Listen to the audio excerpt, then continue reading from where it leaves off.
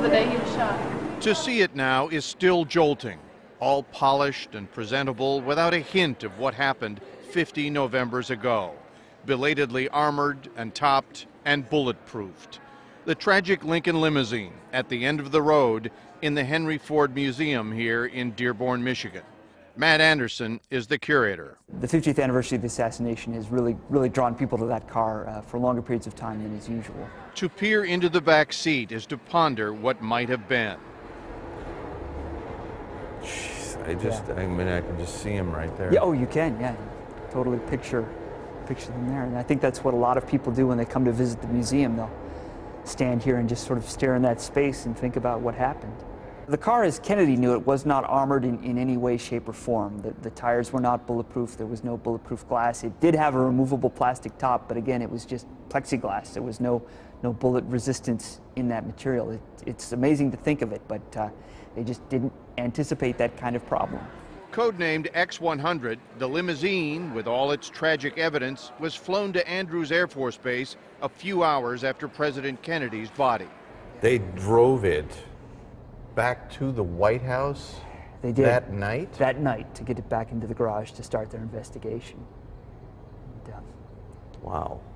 They determined that the most practical thing to do was just to rebuild this existing car rather than to start from scratch. So, yes, they took the car down to the frame and rebuilt it as a true armored vehicle. The biggest change they made in modifying the car was putting in a permanent roof that could not be removed, and they surrounded the whole vehicle with bullet-resistant glass. And then they put it right back into the presidential fleet. People are always just stunned when I tell them that this car was used, and indeed used until 1977, so many years after the assassination.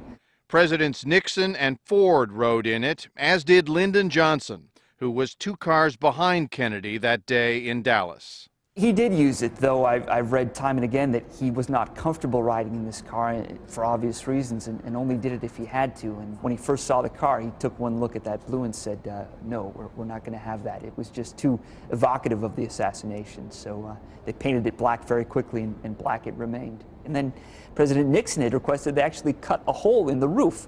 So as the car exists today, there is a hatch there. He can remove the panel, stand up, and wave to the crowd. Did he? He did. There are photos of President Nixon doing that at his inauguration. But this car will forever be associated with a different motorcade. From Dallas, Texas, the flash, apparently official, President Kennedy died at 1 p.m. Central Standard Time. And a different president on a much different day.